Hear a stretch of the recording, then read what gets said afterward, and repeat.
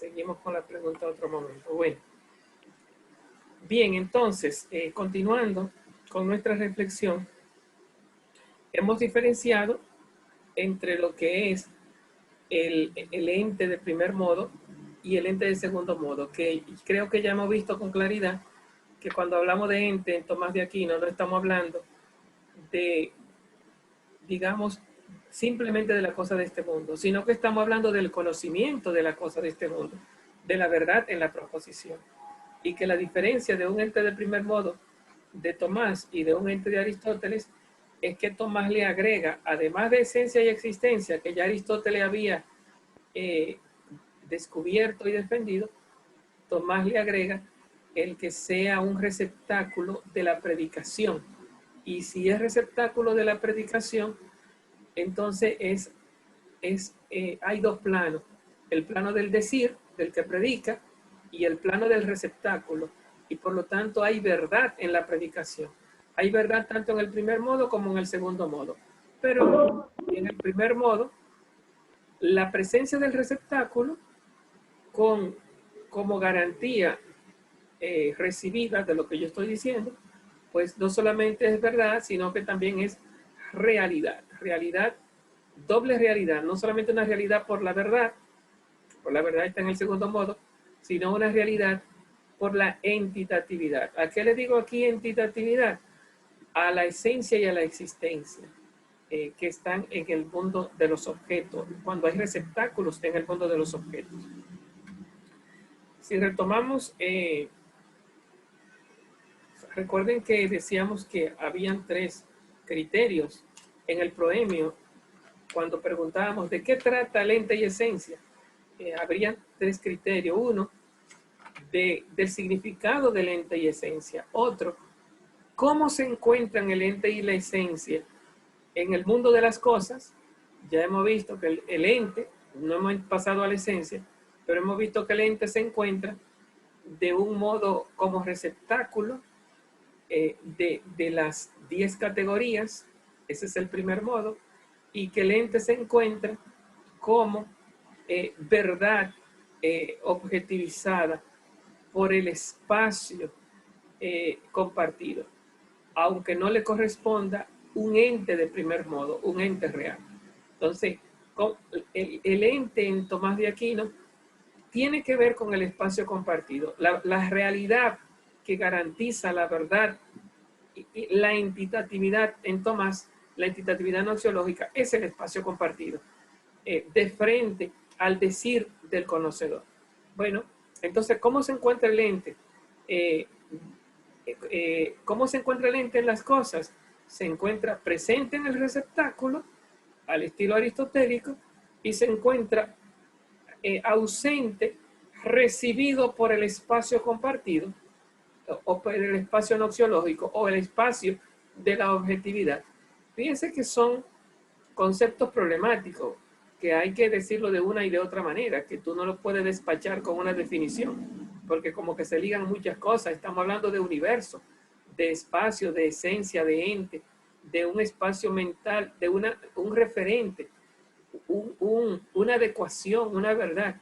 Entonces no podemos dar una definición de que cuál es el género próximo y la diferencia específica, que son las categorías de la definición. No, no estamos en definición, estamos en conceptualización.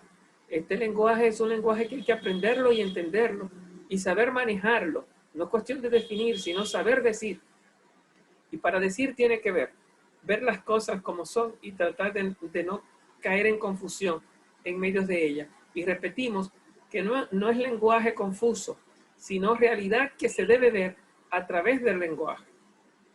Bien, entonces hemos visto el ente en las cosas, entonces retomamos un poco la lectura. Nos dice en el primer capítulo,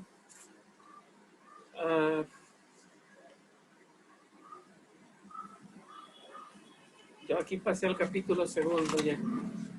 En el capítulo primero nos dice, debe entenderse, como dice el filósofo, estoy releyendo, ¿no? Lo ya he explicado, en el libro quinto de la metafísica, que el ente se dice por sí de dos modos. de un modo por el que se divide en 10 géneros, de otro modo por el que significa la verdad de las proposiciones. ¿Cuál es la diferencia entre uno y otro modo?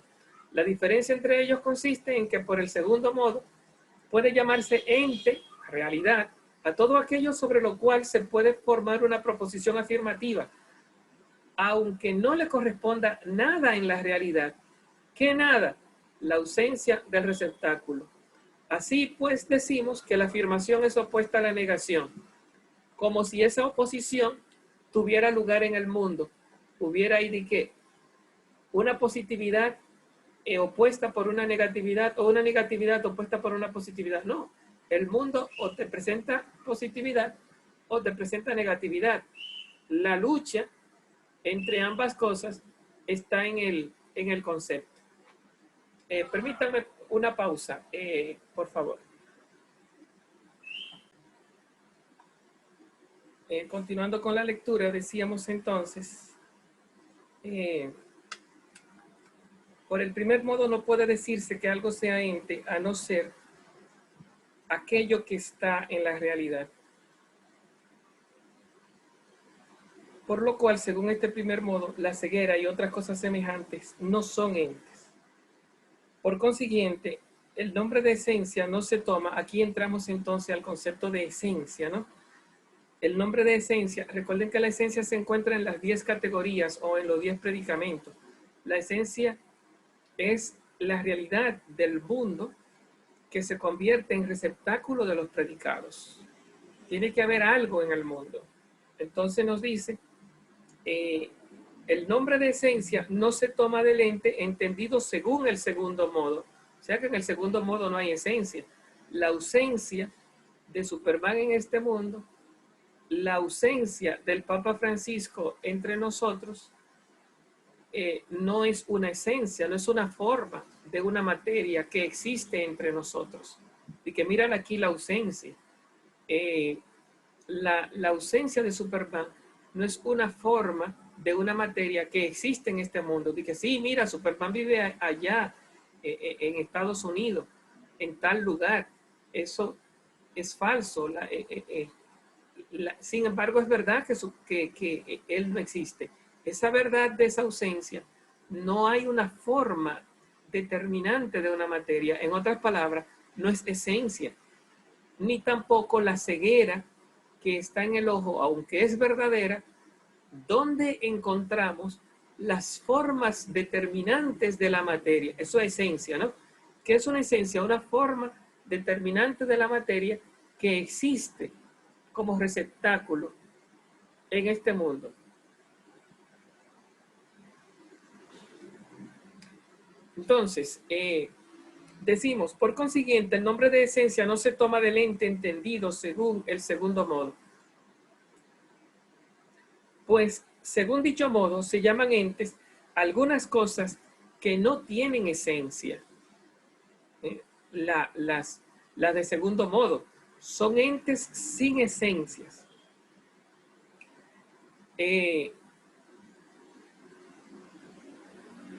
¿Cómo se manifiesta en el caso de las privaciones? Cuando tú estás privado de la vista, se le llama ceguera, o está privado de un brazo, se te llama manco, como si eso existiera. Entonces, normalmente le damos nombres positivos a realidades ausentes, como el caso de la ceguera. Se toma la esencia, por el contrario, del ente entendido por el primer modo. Más claro, no se puede decir. ¿Dónde encontramos las esencias? Y en tanto que esencias son existentes, son formas que determinan una materia y por lo tanto son existentes en el mundo. ¿Cuándo hablamos de esencias reales del mundo? Bueno, cuando hablamos del ente de primer modo. De ahí que el comentador diga en el mismo lugar que el ente entendido de primer modo es lo que significa la sustancia de las cosas. Muy bonitamente expreso, ¿no? Tomás le llama esencia, y el comentador, que es, decíamos en una clase, que el comentador era Averroes, el comentador de Aristóteles. Entonces, ¿A qué se le llama ente de primer modo? A las sustancias, al mundo de las cosas, a una planta, un árbol, un caballo, un perro, una vaca. ¿A qué se le llama ente de segundo modo? No podemos hablar del mundo de las cosas. El ente de segundo... entonces no existe el ente de segundo modo. La ceguera, la ausencia de Superman, la ceguera del Papa entre nosotros, sí existe como ausente, o sea, no existe. Existe la verdad de la proposición en correspondencia con el espacio compartido, el espacio de la asignación, el espacio de donde se dan los hechos conocidos. Pero como lo que yo estoy predicando es la ausencia, entonces tiene que haber correspondencia entre el dicho y el hecho. El hecho en su ausencia ratifica la verdad de la proposición. Y en ese sentido hay una realidad en el decir, no una verdad sustantiva ni esencial, es lo que se está diciendo. Ni es sustantiva, es lo que nos dice el comentador Averroes, ni es esencial, es lo que nos dice Tomás. Ni es el ente de segundo modo, ni es sustancia, ni es esencia. La esencia y la sustancia se toman del ente de primer modo. Número 2, o que podríamos decir segunda reflexión. Ya salimos del significado del ente, porque ¿de qué trataba esta primera reflexión del capítulo 1? Se manifiesta lo que se indica por el nombre de ente y de esencia. Y considera y explica los varios nombres que significan esencia. Ya explicamos lo que se significa por el nombre de ente en Tomás, el ente de primer modo y de segundo modo, como la verdad de la proposición, en la cual en uno hay receptáculo, primer modo, y en el otro no hay receptáculo, segundo modo. Y entonces ahora vamos a poner la atención en la esencia. ¿Dónde se encuentra la esencia? En el ente de primer modo. Ahora vamos a preguntarnos, ¿qué se entiende por el nombre de esencia? El número 2 de este primer capítulo de ente y esencia.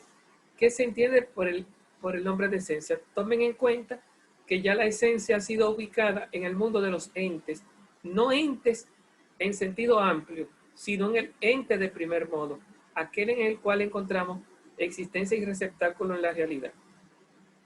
Y ya que, como se ha dicho, el ente según este modo, el primero, se divide en 10 géneros, conviene que la esencia signifique algo común a todas las naturalezas, por las cuales los distintos entes se ordenan en distintos géneros y en distintas especies.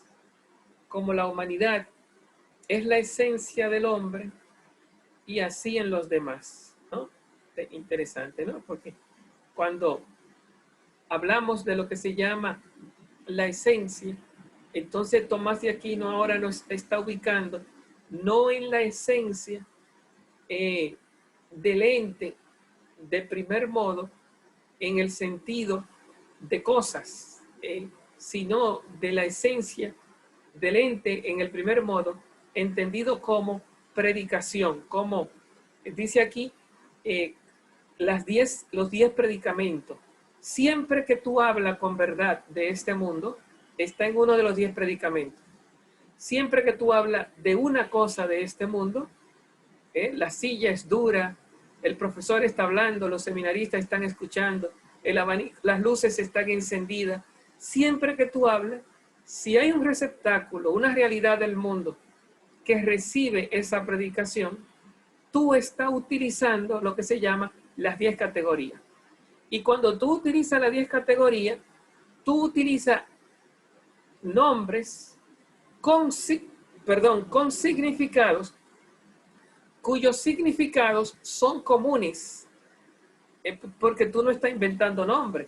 Si yo digo, por ejemplo, el abanico está dando vuelta, no es de que, ay, que yo me inventé la palabra abanico y me inventé la palabra dando y me inventé la palabra vuelta. Esos significados que yo estoy utilizando, abanico, dando, vuelta, esos significados que estoy utilizando, entran dentro del mundo de lo que son las categorías. Yo estoy predicando de un receptáculo que está fuera de mí, dando vuelta, estoy predicando que es abanico, que está girando o dando vuelta, ¿eh? Bueno, dando vuelta, en este caso sería un mismo nombre, porque vuelta no se desliga de dando vuelta, las vueltas se están dando ahora.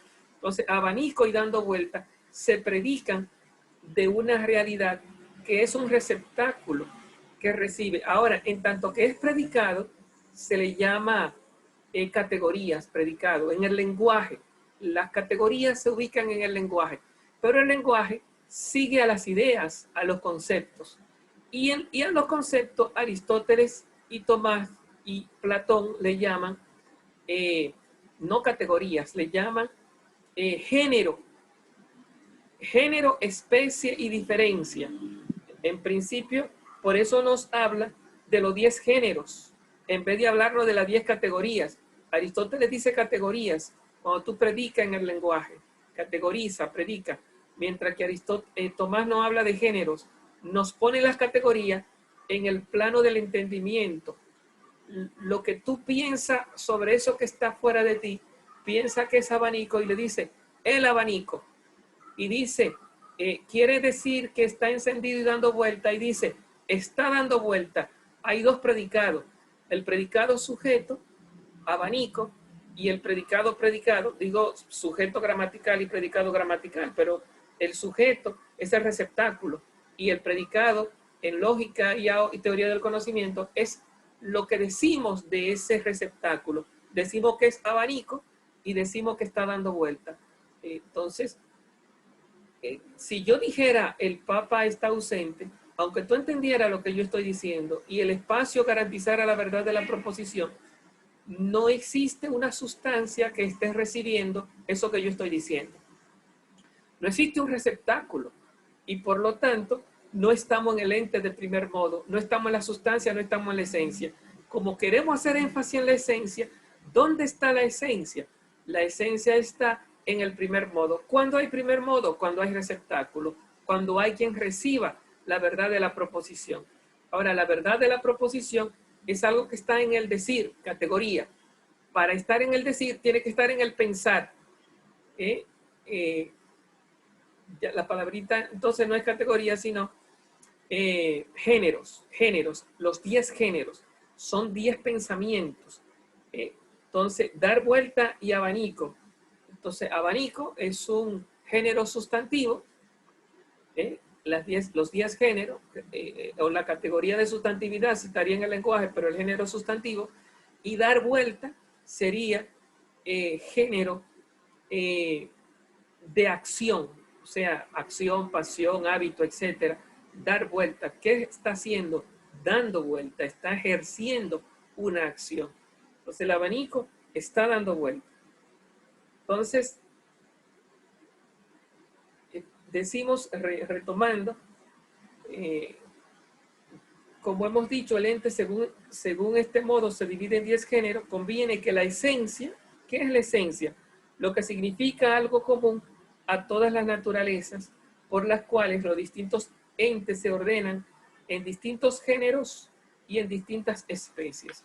En otras palabras, yo no puedo predicar de lo que no sé. Si yo no sé lo que es un abanico, ni sé lo que es dar vuelta, y yo miro, lo más que puedo hacer la pregunta, ¿y qué es eso? Y si yo quiero enseñarte algo que yo no sé, lo más que yo puedo es indicar, llevar tu mirada a que tú veas lo que yo no sé, porque yo no te puedo decir.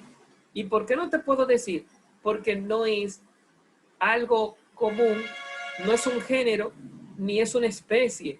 Para ser un género o para ser una especie, tiene que ser una idea. Las ideas son, cuando me hablan de cosas conocidas, son géneros y especies. En otras palabras, son conceptos. Los conceptos se dividen en géneros, especie y diferencia para Aristóteles. Género, especie y diferencia.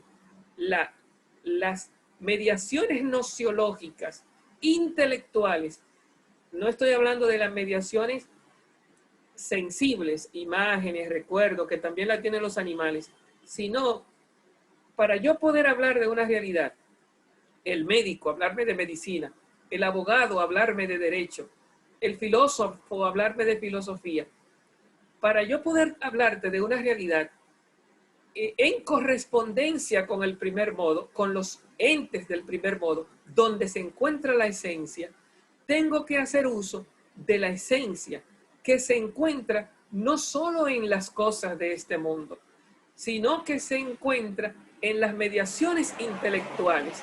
Esas mediaciones intelectuales es de la que vamos a hablar, o es de la que estamos hablando. ¿Cuáles son esas mediaciones intelectuales que están en la mente? No en la mente sensible, sino en la mente inteligible, no en la mente en la cual compartimos con los animales, sino en la mente humana del entendimiento, donde hay conceptos, juicios y raciocinios. Esos conceptos, juicios y raciocinios, en tanto que conceptos que me hablan de este mundo, que significan este mundo, que se corresponden con los hechos de este mundo para crear verdad, ¿eh?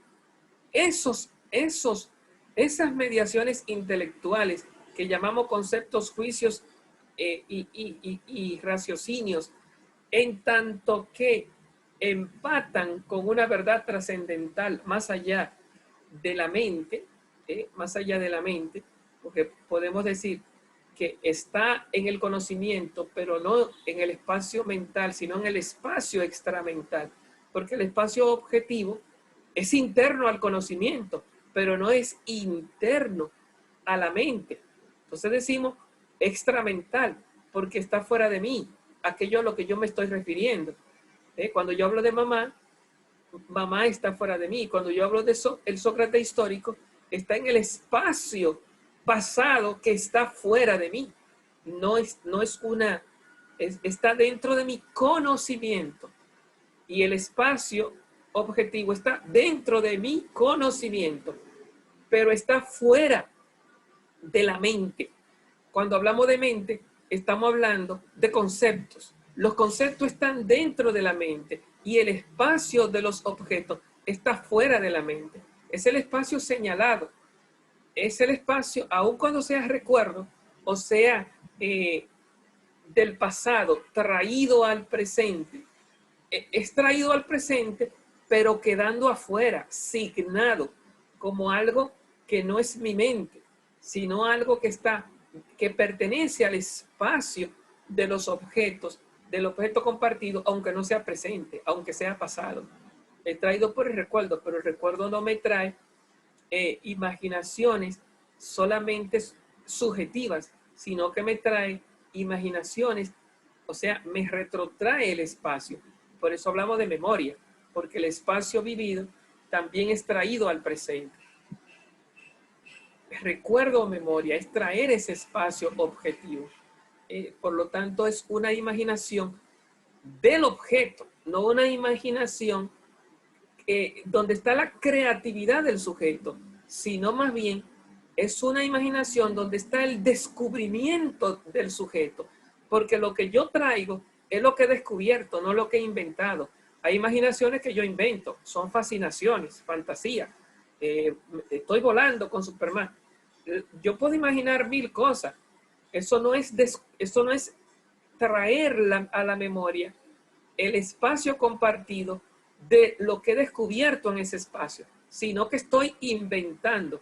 Ahora, cuando yo no estoy inventando ni fascinando, sino que estoy trayendo lo que se ha vivido o lo que he vivido o lo que me han enseñado, estoy trayendo el espacio compartido, el espacio de la objetividad, el espacio del conocimiento. Decíamos, puede ser que yo no tenga garantía, si yo no lo viví personalmente, sino que lo traigo como vivencia de otro, no tenga garantía de que eso es verdad en tanto que vivida por mí. Pero es que la verdad no solamente es lo que yo he vivido, es también lo que me han enseñado. Por eso si a mí me dicen, por ejemplo, ¿cómo tú sabes que Luis se robó la vaca? ¿Tú lo viste? Digo yo, no, yo no lo vi, pero mi hijo sí lo vio. O sea, el testigo es mi garantía, porque mi garantía es la fuente. No fue que yo lo vi, sino que me lo contaron. ¿Cómo tú sabes que ese es el resultado de esa fórmula si tú no sabes matemática? El profesor lo dijo. Entonces, ¿cuál es tu garantía? La garantía no es la intuición, sensación tuya, la verificación tuya, sino la verificación del que sabe. Yo tengo verdades astronómicas porque me la han enseñado los astrónomos y tengo verdades químicas porque me la han enseñado los químicos y tengo verdades históricas porque me la han enseñado los historiadores, que son las fuentes primera y segunda del conocimiento. Y yo transmito lo que se me ha dado, como dice San Pablo, el legado que hemos recibido, ¿no? Entonces, lo que hemos recibido como legado de la historia, de la ciencia, o como pura verdad, o como simple verdad, entonces es lo que vivimos retrotrayendo en nuestro lenguaje de comunicación como verdadero, aunque erremos, aunque no tengamos los métodos de la crítica histórica, de la purificación de lo que se nos ha dicho, aunque erremos, pero hablamos con objetividad, señalando el espacio de la objetividad y por lo tanto hablamos con verdad. Y como aquello por lo que una cosa se constituye en su, bueno, hay mucha densidad, es bueno que relean tendremos que volver sobre él, el número 2, la próxima clase, pero el próximo encuentro, pero por un lado hemos ubicado la esencia en el mundo del primer modo, y en el primer modo hay dos cosas. En el primer modo están los objetos signados, las cosas de las que yo estoy hablando.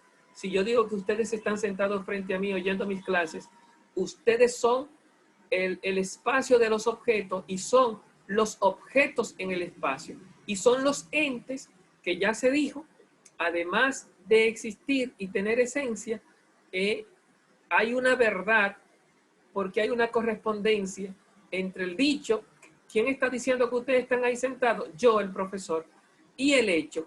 Hay una correspondencia entre las categorías y el hecho, y más que las categorías, lo que estamos viendo aquí ahora es que hay una correspondencia entre los 10 géneros, que son las mismas 10 categorías en el lenguaje, los 10 géneros, Aristóteles le llama los términos, concepto y términos, el lenguaje de Aristóteles en lógica, concepto y términos, hemos dicho aquí en filosofía, categorías y géneros, y los géneros junto con la especie y la diferencia son conceptos. Aristóteles va a agregar la materia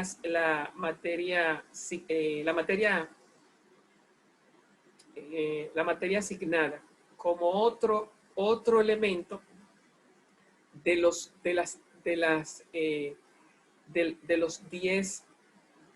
géneros, otro elemento de los conceptos. Hay por lo tanto 4 tipos de conceptos: género, especie, diferencia y